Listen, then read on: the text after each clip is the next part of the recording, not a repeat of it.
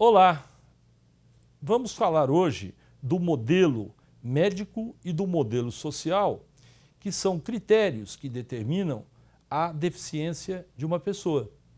Sempre é importante salientar que o Brasil tem um número de deficientes bem considerável. São cerca de 45,6 milhões de pessoas que têm alguma espécie de deficiência ou têm mobilidade reduzida. O que é esse modelo médico? O que é esse modelo social? É importante também dizer que antes da Constituição de 1988, a chamada Constituição Social, que até hoje vigora, a situação da pessoa com deficiência no Brasil, em termos legislativos, era extremamente precária. Nós praticamente não tínhamos regras de proteção, regras que determinassem as prerrogativas das pessoas com deficiência. E o modelo aplicado para definir se uma pessoa efetivamente era deficiente era o modelo médico. O indivíduo, obviamente, examinado, se tivesse algum impedimento de longo prazo, físico, mental, intelectual ou sensorial, era qualificado como pessoa deficiente, sem levar em conta o ambiente em que ele interagia, o ambiente em que efetivamente ele morava, trabalhava, o ambiente escolar. Bastava definir que uma pessoa que tinha uma moléstia, assim considerada pelos médicos, era considerado pessoa deficiente. E não havia uma preocupação, essa que é a realidade, com o meio social, o meio ambiente. Nos Estados Unidos da América do Norte, na década de 80, foi desenvolvido, na verdade na década de 70 e 80, foi desenvolvido o modelo social para definir se uma pessoa é deficiente ou não. Não basta, por esse modelo, o aspecto físico, o aspecto de saúde apenas, mas o local onde ele convive. Então, por exemplo, se eu sou cego, portador de deficiência visual, eu não posso ser considerado apenas deficiente pela falta de visão. Deve-se também levar em consideração o meio em que eu convivo. Se eu vou num prédio, se eu ingresso num prédio que não tem acessibilidade, que tem barreiras arquitetônicas, a soma da minha deficiência com essas falta de acessibilidade, com essas barreiras arquitetônicas, é que define a minha condição de deficiente. E não apenas o exame médico. Porque o exame médico, o modelo médico, basicamente era muito cômodo para a sociedade. A sociedade não tinha responsabilidade de adaptar o meio ambiente para uma pessoa com deficiência física, sensorial, interagir. A responsabilidade toda era da própria pessoa como deficiente. E aí, evidentemente, que antes de 88, antes da Constituição social que vigora, a situação do deficiente era muito difícil. Não se levava em consideração esta obrigação social. E aí, o indivíduo que era deficiente, ele que tinha que se adaptar a uma realidade sem a acessibilidade devida. E, portanto, os caminhos das pessoas com deficiência ficavam extremamente prejudicados. Tanto isso é verdade que a quantidade de deficientes empregados antes da Constituição de 88 era diminuta, era muito pequena. Inclusive a questão da educação, a questão escolar. Se muito os deficientes conseguiam concluir, que na época era chamado de ginásio, primeiro grau, que hoje é ensino fundamental. O ensino médio, chamado colegial à época, e a universidade eram praticamente pontos impossíveis de serem alcançados. Por quê?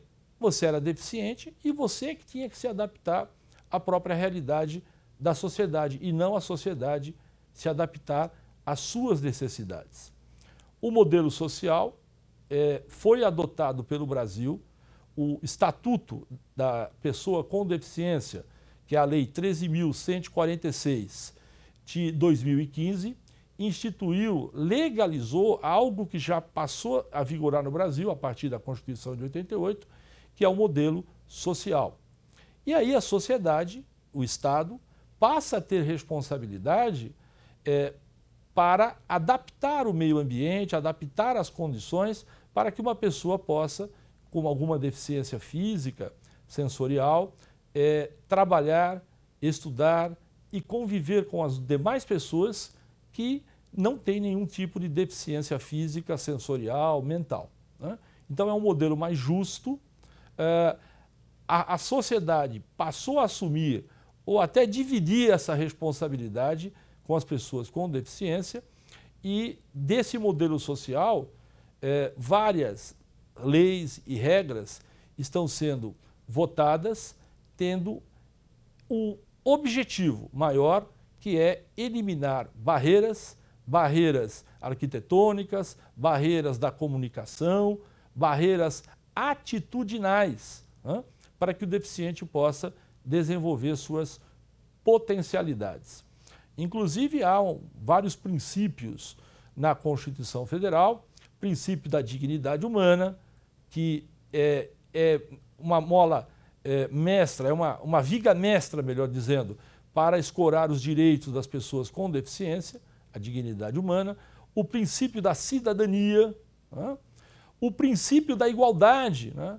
O deficiente ele era tratado no modelo médico sob a igualdade, sob o princípio da igualdade formal, ou seja, todos deveriam ser tratados igualmente, ainda que desiguais, né? E hoje a igualdade é substancial, é material e deve-se tratar igualmente os iguais na medida de suas igualdades e desigualmente os desiguais na medida de suas desigualdades. Então, princípio da dignidade humana, princípio da cidadania, princípio da igualdade, princípio da liberdade. E um princípio que é fundamental, que vem de encontro a esse modelo social, que é o princípio da solidariedade. A solidariedade deixou de ser no Brasil um ato de benevolência, um ato de humanidade apenas. A solidariedade passou a ser um dever da sociedade. Por quê? Porque a própria Constituição fala nesse princípio. Então, basicamente, o que acontece? A pessoa, independente de ser deficiente ou não, ela tem que prover suas necessidades. Se ela não puder fazê-lo, quem deve prover é a sua família. E se a família não puder fazê-lo, é o Estado. Então o Estado ele tem esse dever, inclusive, de fiscalização, um dever de efetivamente cuidar dessa questão, efetivamente fiscalizar o ambiente em que o deficiente convive, para ver efetivamente, para constatar efetivamente se as adaptações necessárias por meio da acessibilidade estão sendo cumpridas.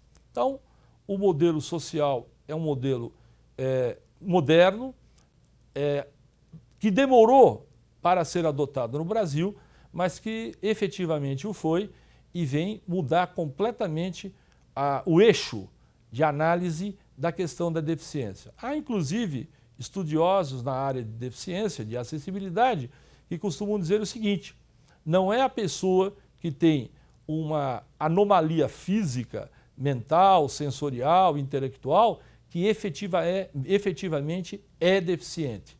Quem é deficiente é a sociedade, é o ambiente em que ele convive, que não está devidamente adaptado para atender suas necessidades. O deficiente tem que ter esse ambiente acessível para desenvolver suas potencialidades e efetivamente viver em pé de igualdade como qualquer pessoa que não tem nenhuma espécie de anomalia física, mental, sensorial, etc.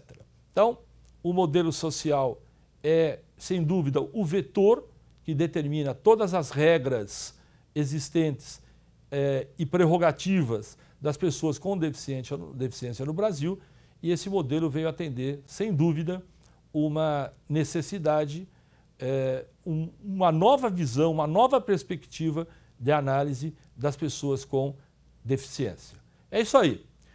Me acompanhe Me siga no Facebook, Professor Bolognini, no Instagram, Professor Bolognini, e no meu site, professorbolognini.com.br.